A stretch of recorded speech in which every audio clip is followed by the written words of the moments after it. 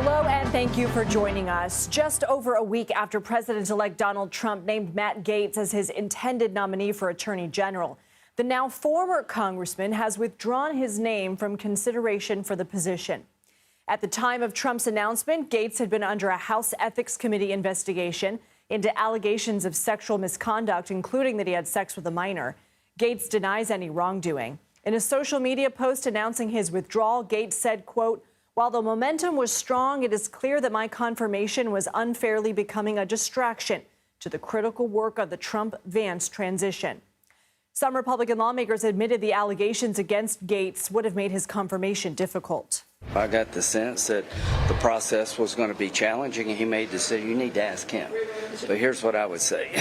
The president nominated somebody. They chose to not go forward. Now he'll nominate somebody else. Well, I'm sure it's the right decision. If he feels like it is and the president feels like it is, the president deserves to have a cabinet who is going to implement his agenda, serve his interests. And so I saw the president's statement, and, I trust his Did you think your colleagues were already a no on him, though? Oh, I think some of them were. I mean, there's a sense of relief about it, of course. I think he did a pretty noble thing, frankly, honorable thing by getting out himself. I thought his statement was appropriate, and I look forward to a new nominee that we can get fully behind. Trump posted to Truth Social echoing Gaetz' statement, saying in part, quote, "I greatly appreciate the recent efforts of Matt Gaetz in seeking approval to be Attorney General. He was doing very well, but at the same time did not want to be a distraction." Meanwhile, another of Trump's more controversial cabinet picks was on Capitol Hill, meeting with Republican senators, the same as Gaetz did a day earlier. Pete Hegseth, Trump's pick for defense secretary, has also faced allegations of sexual misconduct.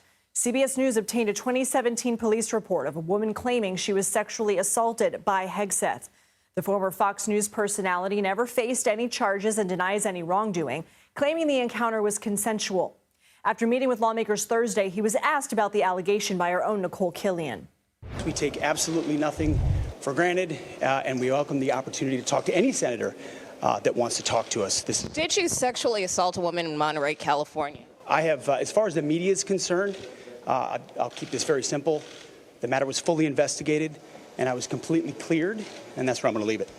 CBS News congressional correspondent Scott MacFarlane joins me now. Scott, we'll get to Hegseth soon, but what is the surprise level reverberating in the Capitol in reaction to Gaetz' withdrawal? And what does our reporting tell you about what led to this? Lindsay, there are busy days at the Capitol. There are really busy days, and then there's whatever in the world today was, because this was a fire hose of developments.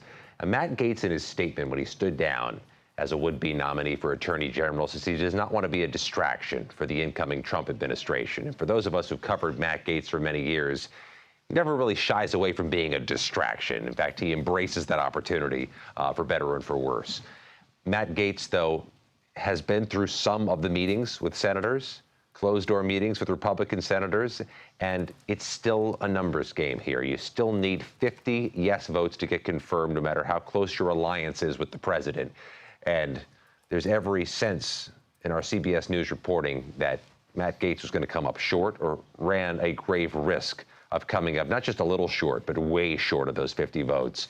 And bringing this to a confirmation hearing, Lindsay, and having the theater and the drama of a confirmation hearing and losing after that is not just a ding on him. That is a loss that could sting for the Trump administration. Is there any reporting that Trump was behind closed doors pressuring him, or was it simply just a numbers game that Gaetz realized today? We know there was communication, open lines of communication between the president-elect and his choice. But Matt Gaetz was facing Republican senators who were not being equivocal. They were openly expressing their skepticism about his odds and about the hill he had to climb. That most certainly weighed on him. What does this mean for the House Ethics Committee investigation? Well, they are still finishing up or deciding whether to finish up this report and release it publicly. Undecided whether they'll do it. They're going to meet again December 5th. They have something in their hands about Matt Gaetz' background a lot of people want to read. That he is no longer a member of the House, according to Republicans, should make it moot. It should go in a drawer, and the drawer should be locked. Democrats are arguing because Matt Gaetz could still take that seat he won in November, come January 3rd, representing Florida, that they still have relevance, and perhaps this thing should be released. I have to ask you I about think that this should end the discussion of whether or not the Ethics Committee should continue to move forward in this matter. He has withdrawn his nomination. He is no longer a member of Congress. And so I think that this settles any involvement that the Ethics Committee should have in any matters involving Mr. Gaetz. Yeah, Lindsay, there's your Republican, the chair of the committee, Michael Guest of Mississippi, saying, no, this should no longer be a thing now that he's gone. But it's not a closed book yet. not a closed book, but the committee is Republican-led, although it's my understanding split evenly among both sides. Is it likely that this report never sees the light of day? At this point, his standing down may have increased the odds of this remaining a closed book, according to any number of congressional sources. But that depends what he does next. If he does make a move towards getting back to Congress, changes the whole dynamic. That's what I want to ask. How would that work? How would he get back into Congress? Well, there is a pathway, because he did win the election in November for that same seat in Florida come January 3rd. And according to House sources speaking with CBS News, the paperwork has been submitted up to the clerk of the U.S. House by Florida. No special election has been called to succeed him. So if he chooses to take that seat, it's still available to him. In fact, one congressional source joked to me today, the only thing he'd sacrifice is he gets the worst office space, because they've already given out all the office space to the members-elect from elsewhere in the country. But also it could mean that House ethics investigation sort of stays in the ether because he's still a congressman. All right. Lots to talk about with Gaetz, but I want to shift gears and ask about Pete Hegseth. What are we learning about the allegations against him? What are he and his allies saying? He, too, was on Capitol Hill trying to galvanize support from the Republican senators who would eventually vote to confirm or not confirm him. He spoke, as you heard, with our colleagues about these allegations, saying that he has been exonerated of them. But the police report that's been released publicly and obtained by CBS News puts some granular accusations behind this allegation of sexual misconduct, which he denies. He met with Mississippi Senator Roger Wicker today. I asked Senator Wicker if that police report changed his mind. Did you have any concerns?